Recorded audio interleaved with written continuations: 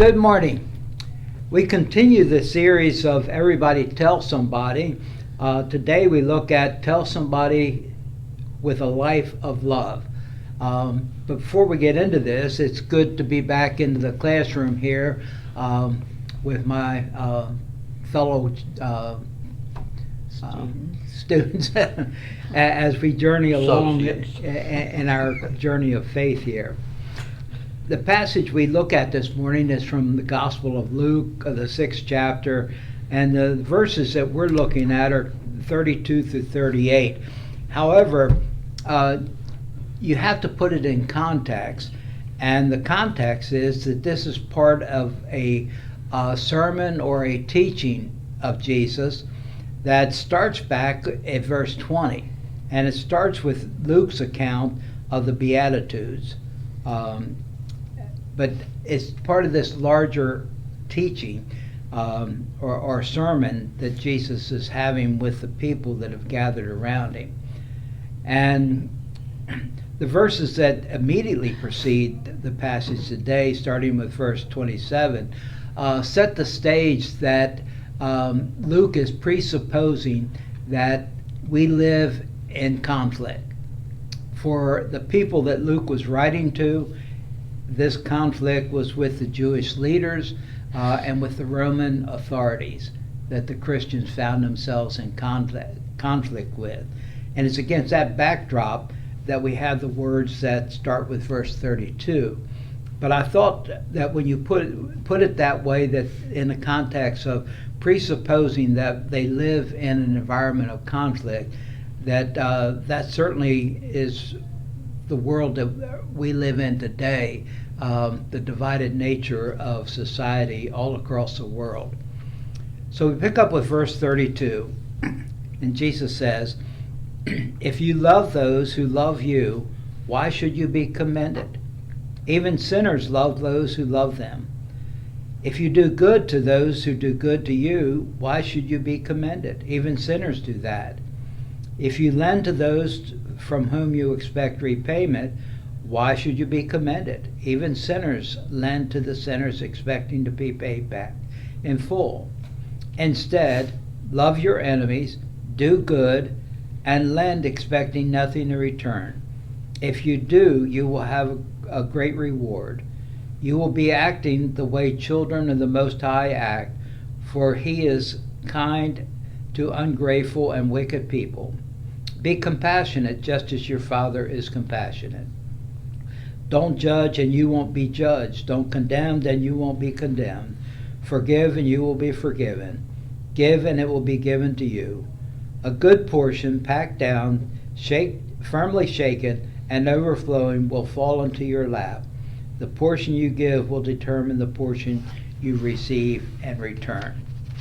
Now, one of the things that I had never thought about until I was looking at commentaries, looking for some information on how to interpret this, is that what Luke is, or what Jesus is presenting here, is a way that a Christian should live.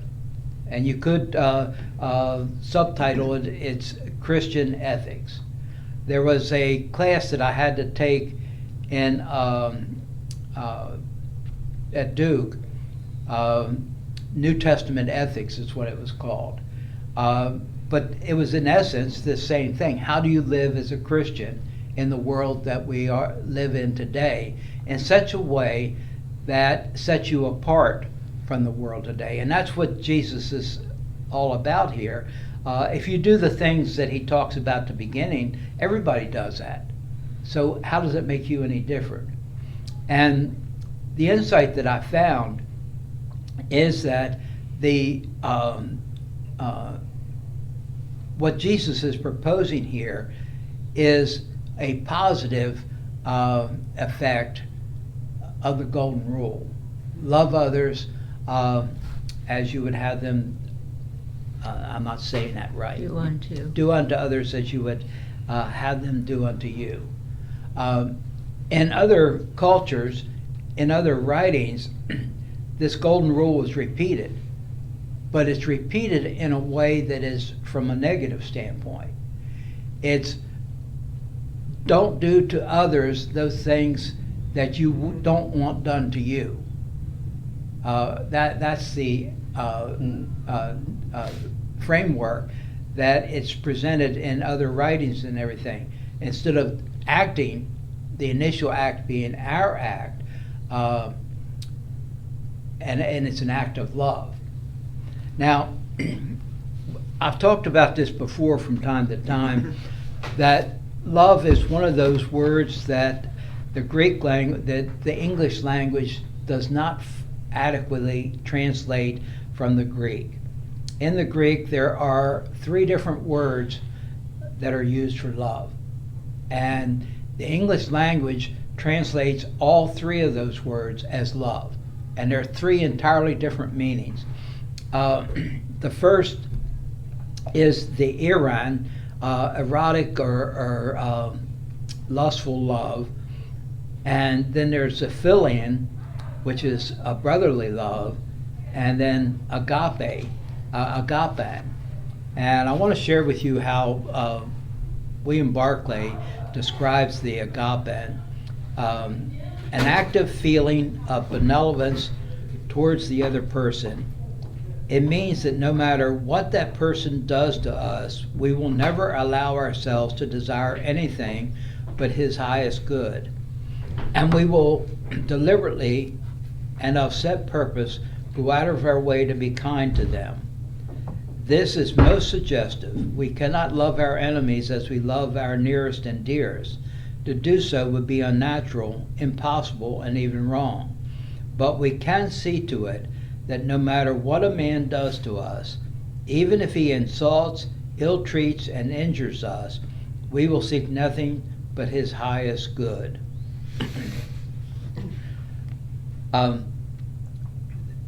Reading that this morning, it drove home.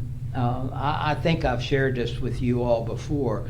When I was working with Xerox, there was one particular account that nobody wanted to go into this account because of the man that owned the business. He was not a likable person. And at one point, and he was not listening and not wanting to hear what I was telling him about his equipment.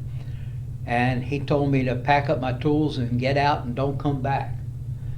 And I told him I can do that, but the reality is the equipment that you have, I'm the only one trained on it. And if you want me not to come back, then that means you're going to have to wait for somebody to come from Richmond every time that you want it to be serviced, which means you might get it serviced that week if you're lucky. But I went, after that exchange, I went to the office to talk to my manager, and the sales rep happened to be sitting there when I walked in. And I told Carl what had happened. And I asked him, I said, what are we going to do about this? And he says, I don't know. Carl was a salesman. He made a lot of money off this account, but he didn't want to go there any more than I did. That's just how disagreeable the guy was. But then Carl says, well, I do know there is one thing we can do, and that's that we can pray for him. And I started making praying for this man a part of my daily prayers. Didn't ask for anything special, just asked for God to be at work in this man's life, to find some way of blessing him. And our relationship changed. It didn't become best buddies. He wasn't somebody I wanted to go to lunch with, but we could at least talk civilly to each other and communicate the things that needed to be changed. And that's what I think Jesus is talking about in loving your enemies here. See, I talked about the Christian as a positive, and our conduct from this positive attitude makes us stand out. And we probably don't want to hear this and don't want to consider it, but the way that it makes us stand out is it makes us a little bit more like God. We don't. Human nature doesn't like to. Most human nature does not want to consider that likeness of God, but yet in the creation story, that we were created in the image of God. But we have Jesus as a model, and Paul talks about this using Jesus as a model, that we mature and are perfected into that image of Jesus, into that life of Jesus, in such a way that we start to reflect not our image, but the image of Christ into the way that we live. That's Christian conduct. Then we get to the end, where it says, don't judge and you won't be judged. Don't condemn, then you won't be condemned. Say that again. It says, don't judge and you won't be judged. Don't condemn and you won't be condemned. Okay. Forgive and you will be forgiven. Given and it will be given to you.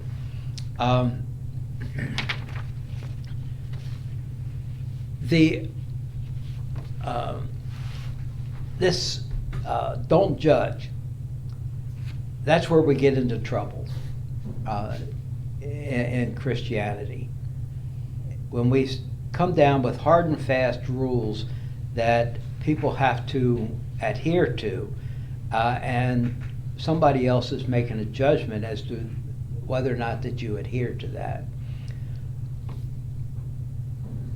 For many years, I taught the basic lay speaking class on the district, and they changed this course from time to time, and one of the changes that they made along the way was to put in a chapter on judgment.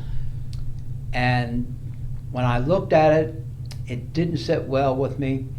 It just, something just wasn't right. But I went ahead, and on that first class, I taught it just the way that it had been presented, and included that chapter on judgment. That was the last time that using that material, that I ever used that chapter on judgment.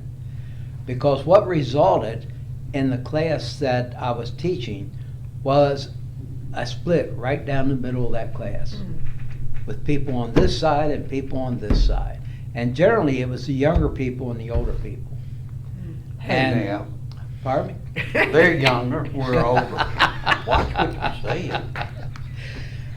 And the issue was, I presented them with a issue that happened to be a true story of a young lady who was engaged to be married to a man who was going through a divorce, and the divorce was dragging on, and she made a decision to move in and start living with him before they were married. The church that they both were a member of, the lady was part of the choir, a prominent part of the choir, and many times had done solos as a result of her position in the choir. Now, this congregation was faced with a decision to make, how to deal with her conduct, because it didn't set well in this conservative congregation very well. And so I presented that to the group and asked them to decide how would you, as leaders of this congregation, respond to this. And the younger people were willing to forgive and be more accepting. The older people said, no, what she's doing is wrong. She can't be a part of the church. They were ready to throw her out. And that's the division that entered into there. What this congregation did was to tell her that she could no longer be a part of the choir until such times as they got married. That was the limit of the action that they took. But that illustrates the muddy water that comes along with judging and the condemnation that follows that.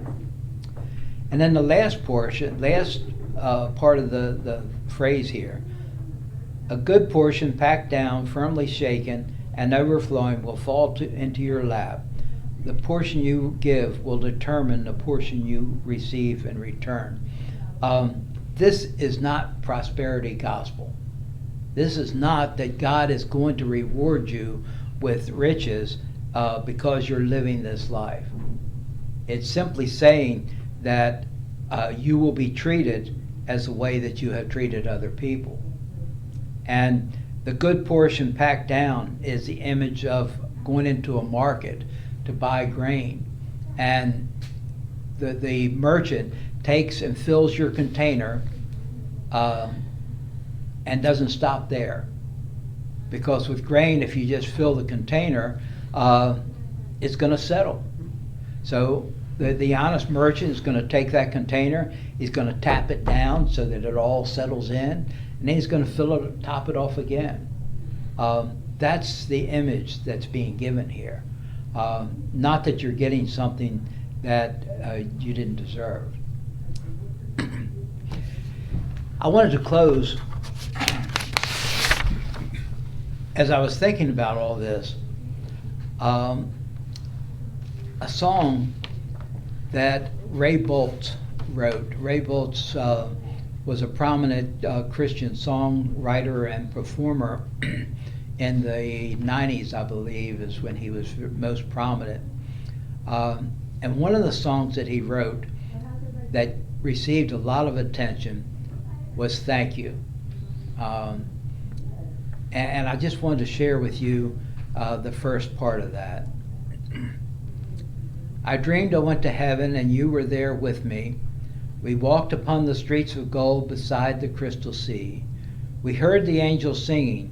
Then when someone called your name, you turned and saw this young man, and he was smiling as he came. And he said, "Friend, you may not know me now." And then he said, "But wait, you used to teach my Sunday school when I was only 8. And every week you would say a prayer before the class would start.